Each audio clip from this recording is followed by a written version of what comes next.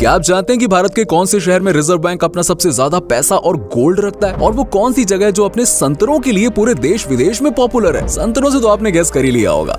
इसे भारत के सबसे साफ सुथरे और सुरक्षित शहरों में से एक माना जाता है और इसी शहर में विश्व का सबसे बड़ा होलो बौद्ध स्तूप भी है और ये शहर 3000 साल पुराना है और इस शहर को भारत का टाइगर कैपिटल भी कहा जाता है। महाराष्ट्र का पहला टेक्सटाइल मिल भी इसी शहर में है। आज हम जिस शहर की बात कर रहे हैं उस शहर को महाराष्ट्र की दूसरी राजधानी कहा जाता है। ये शहर आर्थिक, ऐतिहासिक एवं सांस्कृतिक दृष्टिकोण से काफी अहम माना जाता है। तो दोस्तों ये कोई और नहीं बल्कि है नागपुर। तो चलिए एक साथ चलते हैं बहुत ही खूबसूरत शहर नागपुर के सफर पर। लेकिन वीडियो में आगे बढ़ने से पहले हमारे चैनल को सब्सक्राइब करके बेल आइकन जरूर दबा दीजिएगा। दोस्तों सबसे पहले तो आपको बता दें कि नागपुर शहर का नाम यहाँ पर बहने वाली नाग नदी के नाम पर रखा गया है। इसे city of status, orange city के नाम से भी जाना जाता है। नागपुर मुंबई और पुणे के बाद महाराष्ट्र का तीसरा सबसे बड़ा शहर है। शहर की जनसंख्या की बात करें तो आज के समय में इसकी आबादी 29 लाख के आसपास पहुंच गई है। नागपुर को भारत की सबसे सेफेस्ट और क्लीनेस्ट सिटीज में से एक माना जाता है। यहाँ पर भूकंप, सुनामी और बाढ़ जैसी प्राकृतिक आपदाओं का खतरा भी काफी कम है और यहाँ पूरे साल का मौसम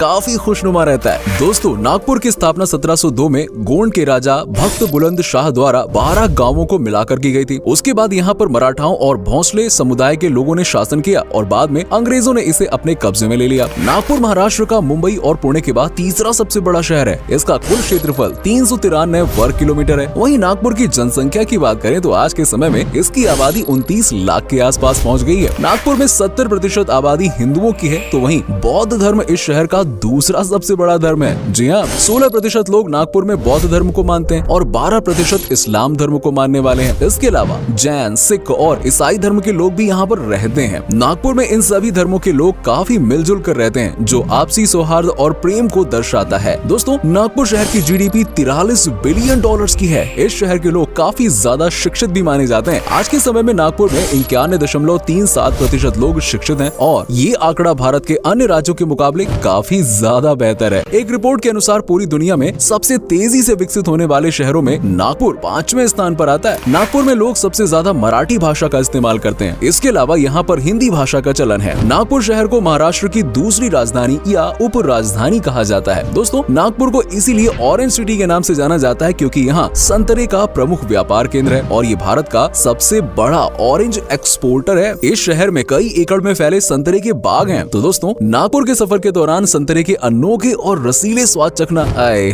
बिल्कुल ना भूलें, यही तो वहाँ का टेस्ट है। दोस्तों नागपुर शहर में आप नाइट लाइफ भी एंजॉय कर सकते हैं। अगर आप किसी बड़े ग्रुप के साथ नागपुर घूमने जा रहे हैं तो प्राइवेट फार्म हाउस भी बुक कर सकते हैं। इसके अलावा कई नाइट क्लब्स और बार भी नागपुर में बने हुए हैं। कई खूबसूरत और शानदार इंटीरियर वाले कैफे भी आपको नागपुर में मिल जाएंगे। यहाँ आप दोस्तों के साथ मिलकर चिल कर सकते हैं। दोस्तों नागपुर शहर अपने फेस्टिवल्स के लिए भी प्रसिद्ध है। वैसे तो महाराष्ट्र और इंडिया में मनाए जाने वाले लगभग सभी त्योहार यहाँ पर बड़े ही धूमधाम से मनाए जाते हैं, जिनमें होली, दशहरा, दिवाली, रक्षाबंधन, गणेश उत्सव और दुर्गा पूजा आदि शामिल है। इसके अलावा मराठियों का नया साल गुड़ी पड़वा भी यहाँ पर काफी ज्यादा हर्षोल्लास के साथ मनाया जाता है क्योंकि महाराष्ट्र भाई ये तो मना ही जाएगा। लेकिन दोस्तों इसके अलावा कुछ ऐसे त्योहार भी हैं जो आपको सिर्फ नागपुर में ही देखने को मिलेंगे। जी हाँ, इनमें काली पीली मरबत नाम का त्योहार सबसे प्रमुख है। इस त्योहार में माँ काली की आराधना की जाती है। कहा जाता है कि माँ काली की आराधना से बीमारियां, बुरी आत्माएं और काली शक्तियां दूर रहती हैं। इस त्योहार में भव्य जुलूस निकाला जाता है और जुलूस खत्म होने के बाद बुराइयों का अंत करने के लिए एक पुतले का दहन भी किया जाता है। पोला फेस्टिवल भी नागपुर का प्रमुख त्योहार है। इस त्योहार से एक दिन पहले किसान अपने बैलों की खूब सेवा और खातिरदारी करते हैं, उन्हें अच्छा खाना खिलाते हैं और पर्व वाले दिन पलाश के पत्तों से बैल की पूजा की जाती है। इंटरेस्टिंग है ना गाइस। दोस्तों नागपुर का जायका भी पूरे देश में प्रसिद्ध है। यहाँ पर आपको सबसे ज्यादा संतरे से बनी हुई डिशेस बिकती हुई नजर आएंगी। संतरे से बनी हुई बर्फी यहाँ पर काफी लोकप्रिय है और जो भी नागपुर घूमने के लिए आता है वो अपने दोस्तों और रिश्तेदारों के लिए ये संतरे की बर्फी ले जाना बिल्कुल नहीं भूलता है। इसके अलावा तरी पोहा भी यहाँ पर काफी फेमस है। ये आम पोहे से थोड़ा अलग और तीखा होता है। साथ ही नॉनवेज खाने के शौकीन लोग, नागपुर आने वाले लोग साहूजी मटन का लुत्फ जरूर उठाते हैं। आप भी जरूर ट्राई कीजिएगा।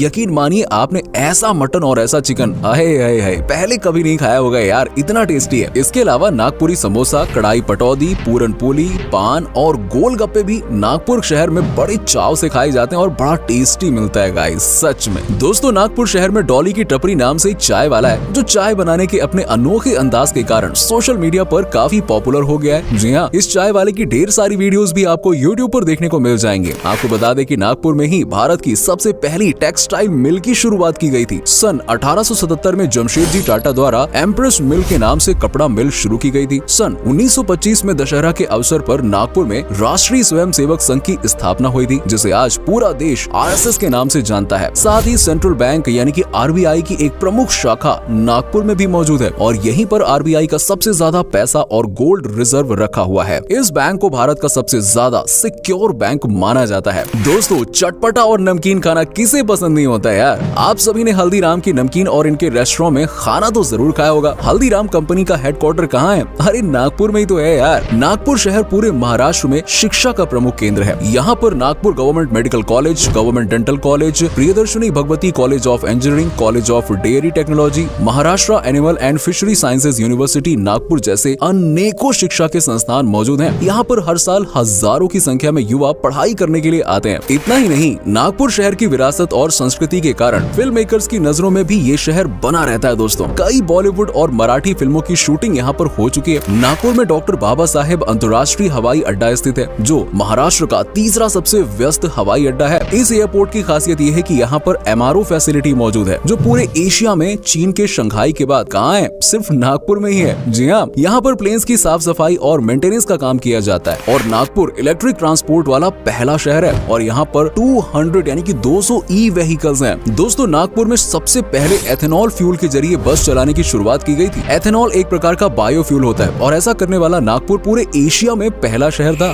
चलिए अब बताते हैं नागपुर के उन जगहों के बारे में जहां आप घूमने के लिए जा सकते हैं। वैसे सही बताऊं, नागपुर में घूमने के लिए इतनी सारी जगह है ना कि सभी जगहों के बारे में बताने के लिए हमें 2-3 वीडियोस बनानी पड़ेंगी। लेकिन उनमें से दीक्षा भूमि स्तूप नागपुर की सबसे लोकप्रिय जगह है। बौद्ध धर्म के अनुयायियों के बीच ये आस्था का केंद्र है। ये पूरे एशिया में भगवान बुद्ध का दूसरा सबसे बड़ा स्तूप है। 120 फीट ऊंचे इस स्तूप का निर्माण बलुआ पत्थर और ग्रेनाइट से किया गया। नागपुर के पास में ही रमटेक नाम की एक जगह पर राम मंदिर बना हुआ है। ये मंदिर 2000 साल पुराना माना जाता है। पौराणिक कथाओं के अनुसार भगवान श्री राम जब रावण का अंत करके वापस अयोध्या आ रहे थे तो इसी जगह रुककर उन्होंने कुछ देर के लिए विश्राम किया था। जी हाँ, और इस दौरान उन्होंने अपनी कमर की टेक लगाई थी। तभी से इस जगह का नाम रामटेक पड़ गया। फुटला लेक नागपुर की एक और प्रमुख टूरिस्ट डेस्टिनेशन है और यहाँ पर अक्सर लोग पिकनिक मनाने के लिए आते हैं। इस झील का निर्माण राजा भोसले ने कराया था। शाम के समय यहाँ पर लेजर लाइट शो और म्यूजिकल फाउंटेन का आयोजन भी किया जाता है। नागपुर में आप डेगमा वाटरफॉल देखने का भी आनंद ले सकते हैं। पहाड़ों से गिरता ये झरना आए है काफी मनमोहक लगता है। इसके अलावा नागपुर में 0 माइलस्टोन नाम की एक जगह है। अंग्रेज इस जगह से अन्य शहरों और राज्यों की दूरी मापा करते थे। साथ ही स्वामी विवेकानंद स्मारक देखने के लिए भी हर साल बड़ी संख्या में टूरिस्ट यहाँ पर आते हैं। दोस्तों, अगर आपको जानवरों से प्यार है ना तो आप महाराजा बाग जू जा सकते हैं। यहाँ आपको कई टाइगर भी देखने को मिल जाएंगे। साथ ही कई प्रकार के पक्षी भी देखे जा सकते हैं। रमन साइंस सेंटर में बने तारा मंडल में आप अपने बच्चों के साथ जा सकते हैं और नागपुर सेंट्रल म्यूजियम में आपको इस शहर के इतिहास के बारे में काफी कुछ जानने को मिलेगा। अगर आपको पुराने सिक्कों और नोटों में दिलचस्पी है ना तो नागपुर में ही स्थित न्यूमिस्मेटिक आर्ट गैलरी देखने के लिए आप जा सकते हैं। आपको बता दें कि शॉपिंग के लिए भी नागपुर ना एक बेहतरीन जगह है। धर्मपीठ नाम की इस जगह पर आप शॉपिंग के लिए जा सकते हैं। इसके अलावा मोमिनपुरा और चोर बाजार में भी आप शॉपिंग के लिए जा सकते हैं। काफी सारे ऑप्शंस और वैरायटीज आपको देखने के लिए मिल जाएगी। चोर बाजार का नाम सुनकर ऐसा लगता है ना कि यहाँ चोरी का सामान बेचा जाता होगा, लेकिन असल में दोस्तों ऐसा कुछ भी नहीं है। सस्ती चीजें होने के कारण इस बाजार का नाम चोर बाजार पड़ा है। इसके अलावा Telankhedi garden, dragon palace temple, Adasa temple, Sita Buldi fort जैसी ढेरों जगह हैं जहां पर आप घूमने के लिए जा सकते हैं। दोस्तों, आप जब भी नागपुर जाए ना तो कम से कम 3 से 4 दिन का ट्रिप तो जरूर प्लान करें, इससे कम का नहीं। इतनी सारी जगह देखने के बाद तो आप समझ ही गए होंगे कि हाँ यार, ये 1 या 2 दिन में इस शहर को एक्सप्लोर करने में मजा नहीं आएगा। नागपुर तक आप ट्रेन या एरोप्लेन या अपने निजी वाहन से पहुंच सकते हैं। हर तरीके से नागपुर पहुंचने के बेहतर साधन उपलब्ध हैं। तो दोस्तों,